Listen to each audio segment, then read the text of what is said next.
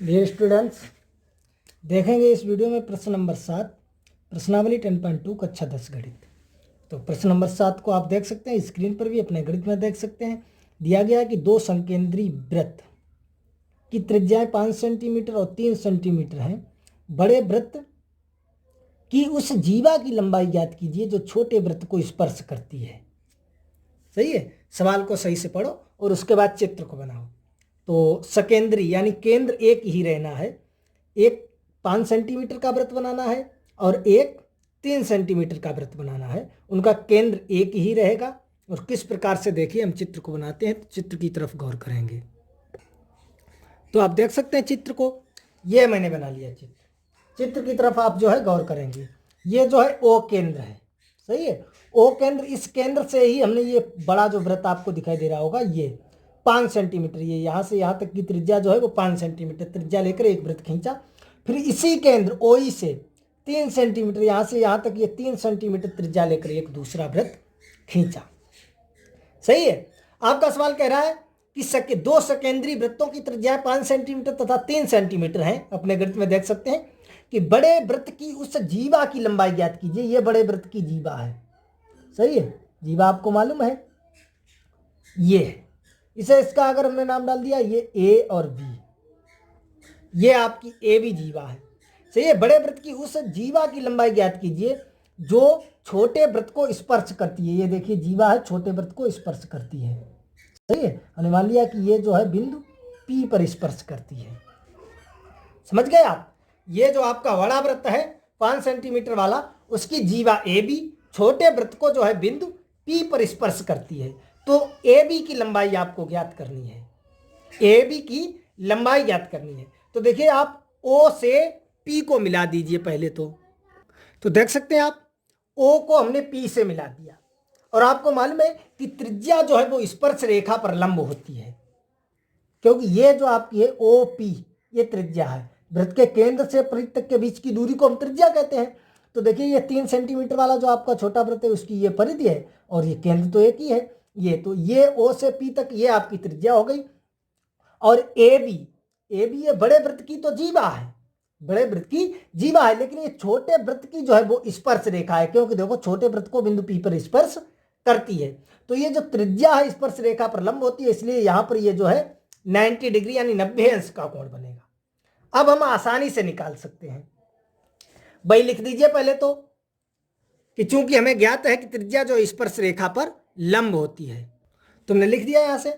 चूंकि हम जानते हैं कि त्रिज्या स्पर्श रेखा पर लंब होती है, इसलिए ओपी लंब एपी, ओपी जो आपकी है ये त्रिज्या वो ए बी पर लंब है, सही है। तब हमने देखा त्रिभुज ओ ए पी में, चाहे आप देखें त्रिभुज ओ बी पी में, सही है। ये जब लंब है तो ये भी 90 का होगा, ये भी 90 का होगा। तो ओ ए पी में आप देखेंगे ओ ए पी जो आपका है वो समकोण त्रिभुज है और ओ पी बी जो आपका है वो भी समकोण त्रिभुज है। तो हमने ओ ए पी में देखा पाइथागोरस प्रमेय से। पाइथागोरस की प्रमेय क्या होती है? कर्ण का वर्ग बराबर आधार का वर्ग प्लस लंब का वर्ग या वड़ी भुजा का वर्ग जो है दोनों छोटी भुजाओं के वर्ग के योग के बराबर होता है, सही है।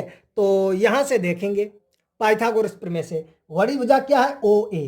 तो ये हो जाएगा ओ ए स्क्वायर बराबर A P square plus O P square, सही है। अब आप देखेंगे ओ ए, ये जो ओ ए है ये क्या है? ध्यान से देखना चित्र में।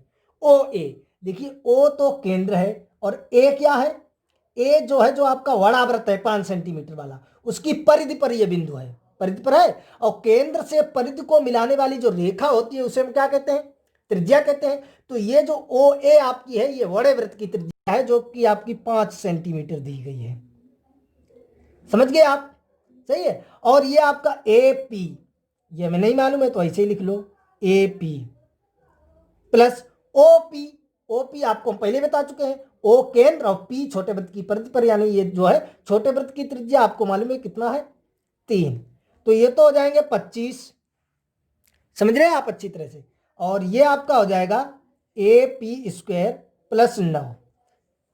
यदि इसे इधर लाते हैं तो देखो यहां से ये आपका हो जाएगा 25 माइनस 9 बराबर ए पी स्क्वायर, या यहां से हम ऐसे भी लिख सकते हैं ए पी स्क्वायर बराबर 25 से 9 घटाओ 16, तो ए पी बराबर आ जाएगा √16। सही है। तो यहां से ए पी बराबर निकालें तो आपका आ जाएगा 4 सेंटीमीटर। ए पी जो आपका आ जाएगा वो कितना आ जाएगा, 4 सेंटीमीटर। आप कहेंगे प्लस माइनस, क्योंकि आपको मालूम है क्या है, ये दूरी है। सही है, इसलिए दूरी और चाल समय ये कभी ऋणात्मक नहीं होता। तो ए पी आपका आ गया है 4 सेंटीमीटर। अब देखिए यहां से आपके लगाने के दो तरीके हैं। हमने ले लिया है कि त्रिभुज ओ ए पी में पाइथागोरस प्रमेय से, तो यहां से ए पी आपका निकल के आ गया है 4 सेंटीमीटर, यानी ए से पी तक के बीच की दूरी हमें निकालना है, पी से बी तक के बीच की दूरी। तो एक तो आपका है, यहां पर हम लगा सकते हैं पुनः त्रिभुज ओ पी वी में पाइथागोरस प्रमेय से, पूरा लिखेंगे पाइथागोरस प्रमेय से, तो ये आपका हो जाएगा ओ बी स्क्वायर बराबर ओ पी स्क्वायर और प्लस पी बी स्क्वायर। सही है। तो ओ बी भाई आपका बड़े वृत्त की त्रिज्या 5 बराबर ये आपका 3 और प्लस पी वी स्क्वायर। तो इसी प्रकार यदि हम पी वी निकालना चाहें तो ये भी आपका आ जाएगा 4 सेंटीमीटर आ जाएगा। हमें ज्ञात करना ए बी, तो आपका ए बी बराबर आप देख सकते हैं A B, A P plus P B, A P plus P B. तो यहां से यदि हम निकालें ए बी तो आपका हो जाएगा ए बी बराबर ए पी आप निकाल चुके हैं 4 प्लस ये भी 4 बराबर आपका आ जाएगा 8 सेंटीमीटर। सही है। तो आप ऐसे भी निकाल सकते हैं, समझ में आ गया होगा 8 सेंटीमीटर। या यहां से आप, ये तो आपने ए पी तो निकाल लिया है, ये आप पुनः त्रिभुज में पाइथागोरस प्रमेय ना लगाएं तो आप दूसरी विधि से भी लगा सकते हैं। कैसे भी लगा सकते हैं, अब देखेंगे आप त्रिभुज ओ ए बी में, त्रिभुज ओ ए बी में आपको देखना, देखिए हम यहां पर आपको सेकंड टाइप से बताते हैं। तो देखेंगे त्रिभुज ओ ए बी में, त्रिभुज ओ ए बी में देखेंगे क्या देखेंगे कि ए पी बराबर पी वी, ए पी बराबर पी बी कैसे बराबर है, समझ गए आप। इसके आगे आपको लिखना है, जगह नहीं है तो हम यहां पर नीचे लिख देते हैं। ये बराबर है, कैसे बराबर है, आपने एक प्रमेय पढ़ी होगी, एक लाइन आपको याद होगी कि केंद्र से जीवा पर डाला गया लंब जीवा को समद्विभाजित करता है। तो ये तो केंद्र है और ये ए बी आपकी जीवा है। तो केंद्र से जीवा पर लंब डाला है तो जीवा को समद्विभाजित करेगा, यानी ए पी जो है वो पी बी के बराबर होगा। तो इसके आगे कोष्टक में लिख भी देंगे, चूंकि केंद्र से,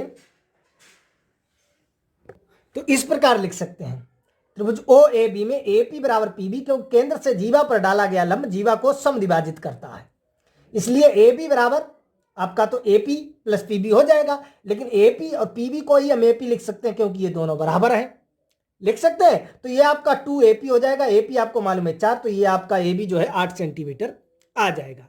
तो चाहे आप जो है दोनों त्रिभुज इस प्रकार से ले लें, एक बार ये ओ ए पी पाइथागोरस प्रमेय लगाएं और एक बार ओ बी पी पाइथागोरस प्रमेय लगाएं, तब भी आपका आ जाएगा। और चाहे आप एक बार ये ए पी निकालकर फिर इस प्रकार से लगा सकते हैं। तो आई होप आपको अच्छी तरह से समझ में आ गया होगा। अगर कहीं पर कोई डाउट है, समस्या, कमेंट बॉक्स में बता सकते हैं। चलिए मिलेंगे अगले वीडियो में प्रश्न नंबर 8 के साथ।